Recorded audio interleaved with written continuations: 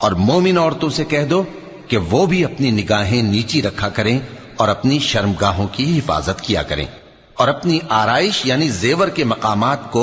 जाहिर न होने दिया करें मगर जो उसमें से खुला रहता हो,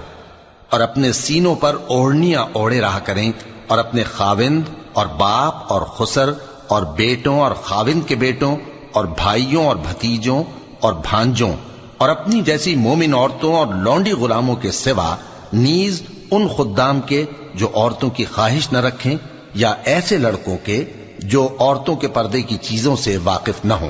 गरज इन लोगों के सिवा किसी पर अपनी जीनत और सिंगार के मकामात को जाहिर न होने दें और अपने पांव ऐसे तौर से जमीन पर न मारे कि झंकार कानों में पहुंचे और उनका पोशीदा जेवर मालूम हो जाए।